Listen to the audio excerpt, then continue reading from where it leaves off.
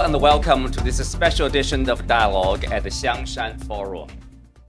Few relationships shape the world like that between China and the United States.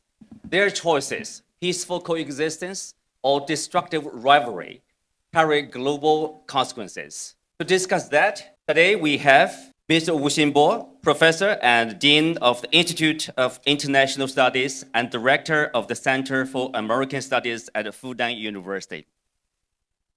And also Chad Sbragia, Research Staff Member at Institute for Defense Analysis, former US Deputy Assistant Secretary of Defense for China. I'm Wu Xinbo. Welcome to the dialogue.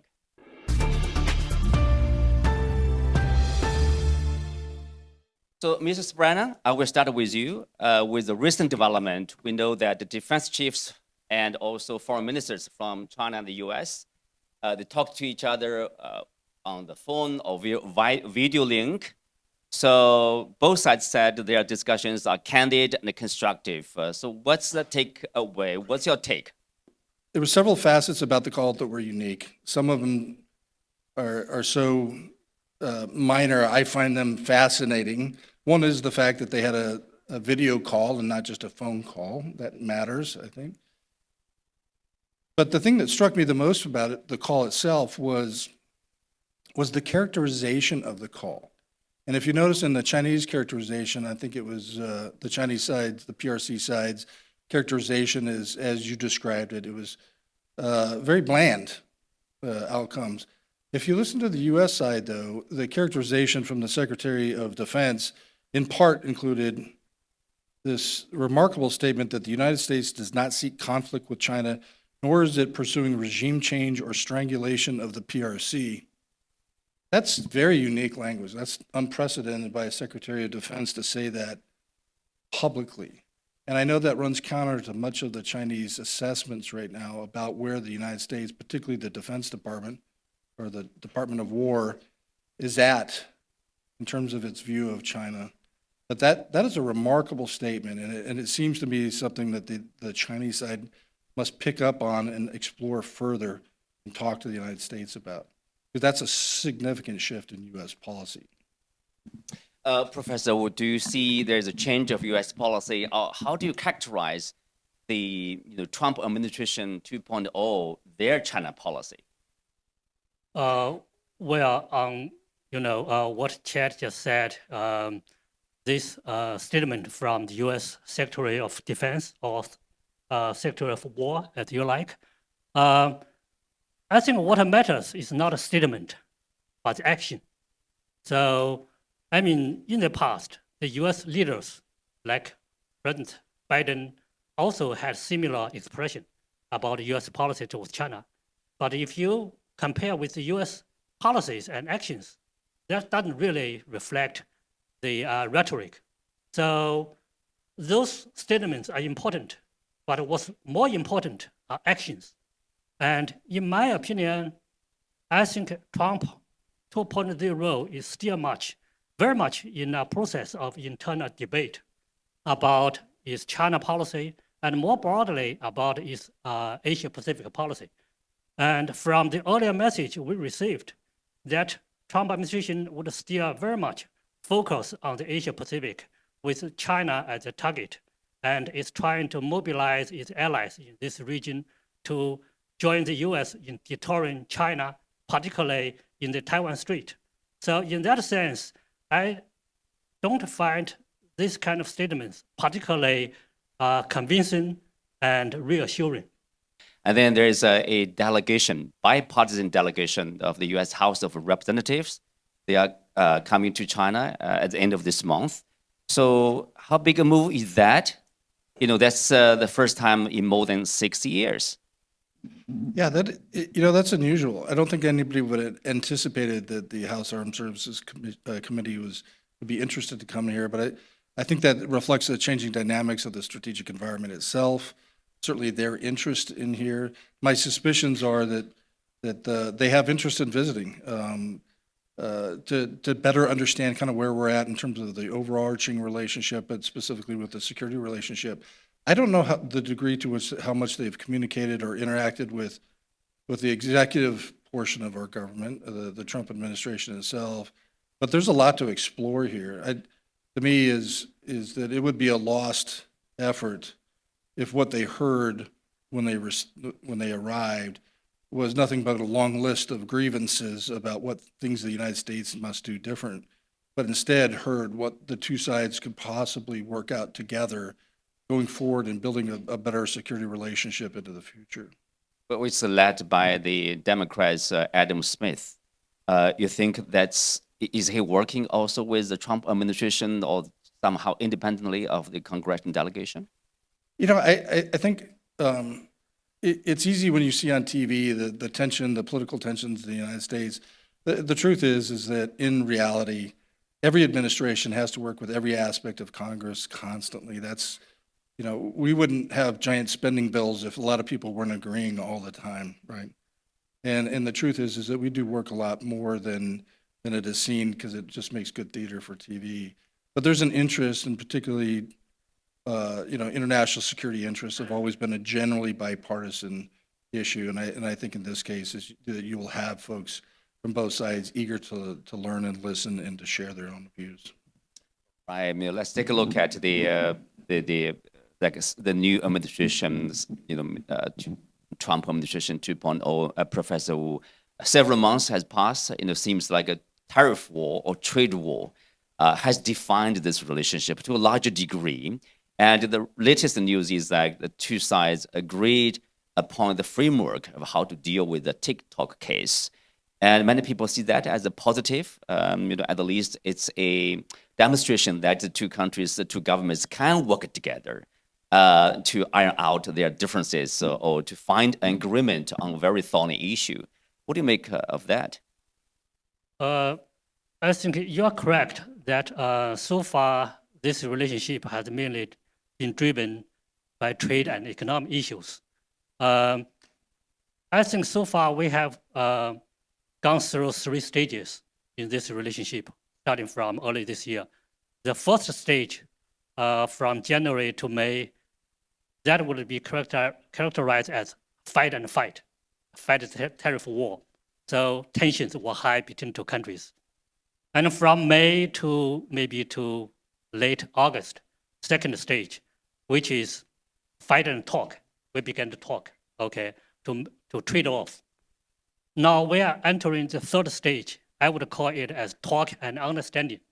As two sides begin to prepare for the summit, hopefully we can achieve some progress first in trade and economic relations, and then expand this to diplomatic and even security relations so that we can have a broader understanding about where this relationship is going to take and what progress we can make realistically in each area. So I think the recent talk in Madrid on TikTok and other issues are very important to advance the goal that we are going to achieve during the summit. So, Mr. Sbragia, how do you look at this, the relationship between the two sides since Trump in 2.0 came to office?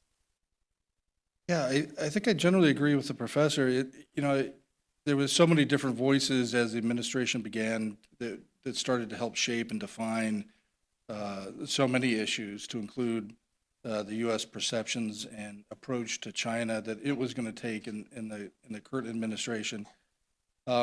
Clearly, where the bulk of the effort went initially was on economic issues. And while there's been a lot of tension there, certainly ongoing negotiations, I think they've been generally in parallel, but I think in some ways it's actually been a very beneficial thing, because what both sides have seemingly done is they've prioritized the economic negotiations and really removed the focus of effort or attention that they're putting on other more friction-filled areas of the relationship, perhaps diplomatic or security or defense relation issues, and just set them aside as the concentration and the priorities on the economic issues. I think that's actually bought some time for both sides to figure each other out a little bit better. The economic discussions have shown, I think, both sides are very resolved to uphold their particular set of interests, safeguard those interests, and to not feel compelled to accommodate unilaterally. Both sides are pretty tough right now. And I think also both sides have recognized that while they thought they might have had an advantage over the other, that both of them do have points where they're mutually vulnerable, and inevitably they're going to have to work together at some point. So in some ways, the ongoing economic negotiations, rather than being seen as a negative, maybe has bought a little bit of space and time to help figure out how to develop a relationship that's going to be suitable for the future, rather than concentrate on areas of significant friction in the current relationship right now.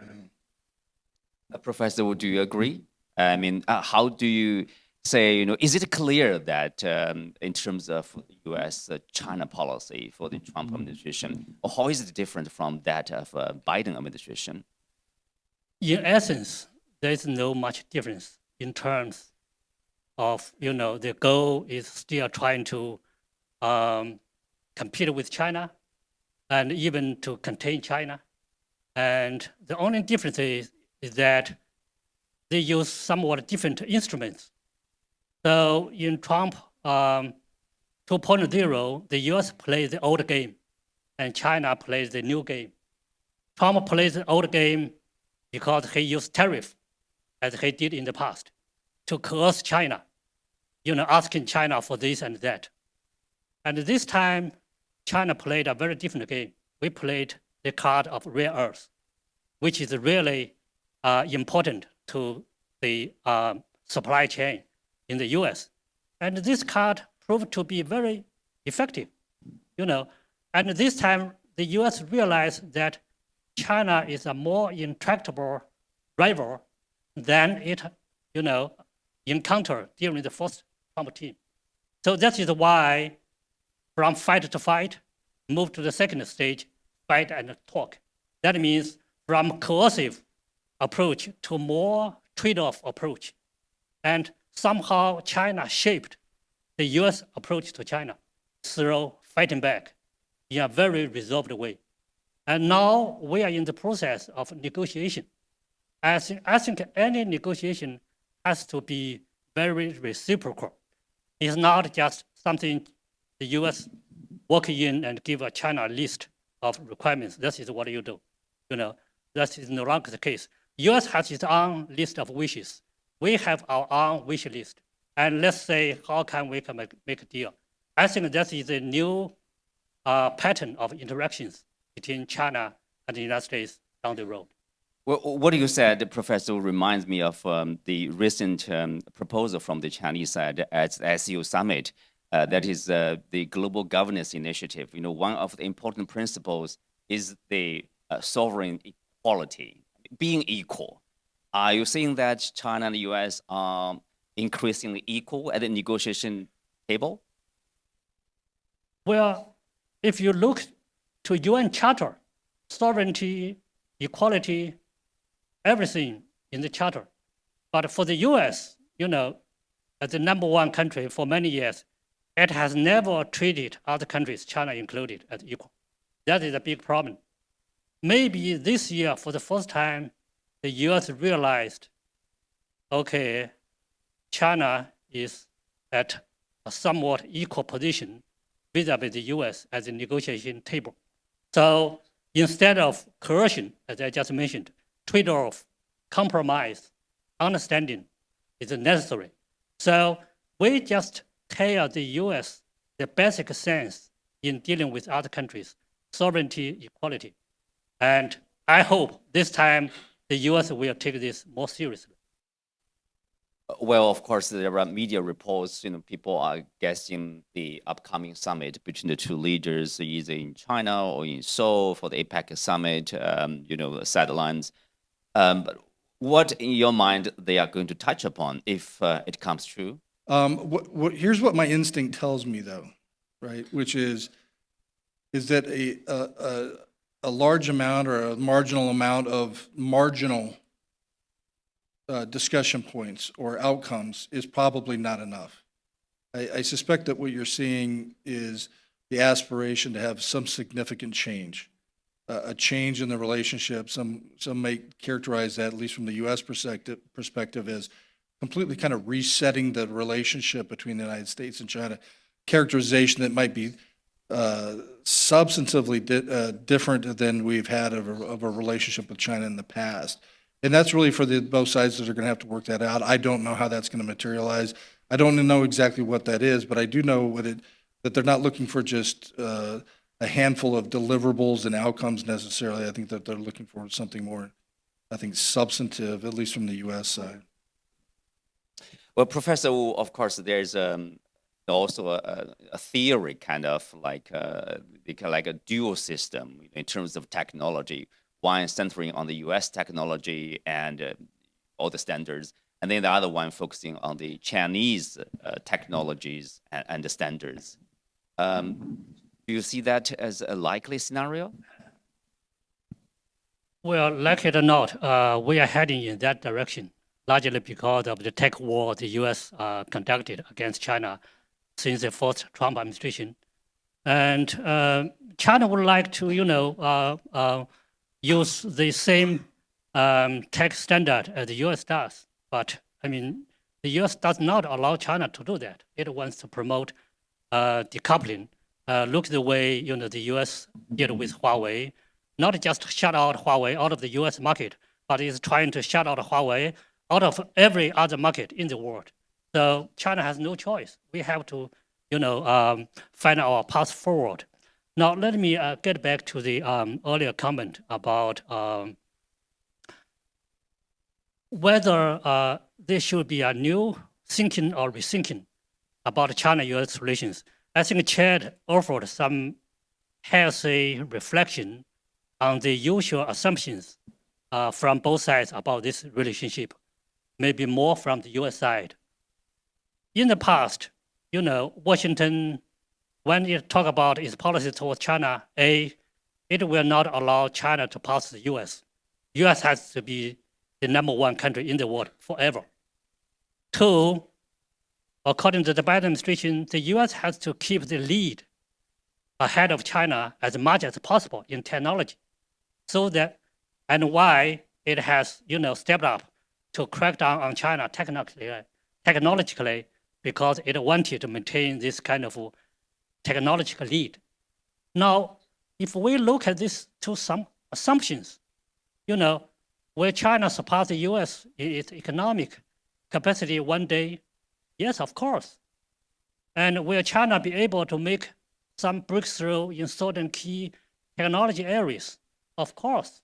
So that means the US assumptions about its China policy are gradually proven wrong. And as a result of that, Washington should have a healthy reflection on its policy toward China. Now, I want to give some credit to the Trump 2.0 in terms of how it began to think about a different approach toward China. President Trump said publicly and privately he doesn't want to have a conflict with China. I think he's serious. And 2, President Trump himself and Secretary Rubio openly talk about multipolarity. This is a multipolar world. It's no longer a unipolar world. US, China, Russia are the major powers. Each has its own legitimate national interests to pursue and defend. And we have to learn, the major powers have to learn how to get along with each other, how to coexist with each other peacefully. And thirdly, maybe the US is also thinking about, drawing lessons from the trade talks. It should, treat China as a more equal partner. So if the Trump administration continues to move in this direction, then we may see somewhat different scenario in this relationship than what we saw during the Biden administration or the first Trump administration. But we have to wait and see. So similarly, Mr. Sbragia, how do you see the current administration, the Asia-Pacific strategy in terms of course, relationship with regional countries, also the Taiwan question, South China Sea, etc., Quad, AUKUS. It's a lot. But do you see changes? Do you see a clear strategy or plan? It's very clear that a codified, specific, named, fully fleshed out and logical, rationalized strategy does not seem to be published yet. But I think that the large outlines of it, the contours of it are becoming increasingly clear. And I think very different than a lot of observers or pundits like me might have assumed that he would take his strategy, particularly for China. One is that it's materializing that this longstanding U.S. aspiration to rebalance more attention and effort in the Indo-Pacific region, or more narrowly in the Asia-Pacific region, is we've talked about that for a long period of time in the United States, and it has not necessarily materialized that way. I think that you will actually see that materialize in a much more substantive manner. There's aspects of the strategic formulas and the just actual actions that the United States has undertaken that will shift there. Also, what they're asking allies and partners to do globally. The current administration characterized that, at least through the Defense Department, as burden sharing, and a greater concentration on that area. I think more broadly, though, is that the economic relationship, as we already talked about, is trying to understand what areas of the economic relationship can be fruitful and sustainable and helpful by both sides, and that they both recognize that there are. There's also recognition on both sides that there's sensitive areas that are going to be fenced off, and those fences may get a little bit higher or harder to penetrate. And I will see those two. Those are not contradictory approaches, but I think that's just a characterization of the condition you will see. I think I would wrap that together by saying is, if you squint hard and you look at it, what you will see from the Trump administration as it starts to codify its strategies, the national security strategy, national defense strategy, other strategies, is it does seem to have come to grips with an approach that seeks to find a coexistence with China. I think to circle back to the Secretary's comments that I made, or the Secretary that I cited, the Secretary's comments of not to strangle or contain China. That's really what their aim is. That is unusual language. But I think it's very reflective in the actions being taken by Secretary of Treasury, of the Secretary of State, of the other secretaries, and the President himself. So where the challenge lies in that, I think, is, coexistence recognizes, as the professor noted, is there's a lot of issue areas between the two sides. Taiwan issues, certainly one. There's 1,000 others. But I think that the fundamental aspect of coexistence is the recognition that the stability of the relationship has to be given the priority as a strategic political goal between the two sides, that becomes the overarching issue, not these other proximal issues that might incite tension or crisis or conflict, is that you really have to prioritize the maintenance of that coexistence, that stable relationship. And until both sides can do that, then you're probably going to have problems. And you'll know you will have reached that point of coexistence when both sides can do that. Well, coexistence, I think that's probably the word. I would say the world would welcome peaceful coexistence between the two major powers, of course. At least they would not force, in a way, other countries to choose sides, or, when the relationship gets better, everybody else celebrate. Easier for them to do trade. Professor Wu, peaceful coexistence, but in what way? When it comes to specific issues, like the Taiwan question, like the South China Sea issue, like the U.S. target, to rebalance. What does that mean? Balance China in what way? And then how can you coexist? Well, China has advocated for peaceful coexistence with the U.S. and with any other countries for decades, right? We first come up with this in 1950s. I think today China has to work very hard to help shape U.S.-China policy in a more constructive way. To some extent, my 30+ years of study of the U.S. convinced me is that Americans sometimes only by the logic of the mighty, not the weak. China has to show to the US that if you challenge my core interests, I'm going to harm you, do harm to you. Okay, I will retaliate. If you hurt me, I'm going to hurt you. 2, you want to retard China's advancement in technology, I will work hard to keep making progress, breakthrough in those areas. Thirdly, if the US is going to contain China, we will make all the efforts to make sure your containment or deterrence will fail. I think this is something we can tell very clearly to the Trump administration, because basically its national security thinking is very much classic realist approach, the way they think about the world, the distribution of power, the defining of US national interests. So I think the trade war, as we fought it this year, is a typical example about how we can shape US-China policy down the road. On that note, we are coming to the end of today's discussion. Many thanks to our guests. You can also watch us on the CGTN app or YouTube. I'm Wu Xinbo. Thanks for being with us. See you next time. Thank you, Professor Wu. Thank you, Chad.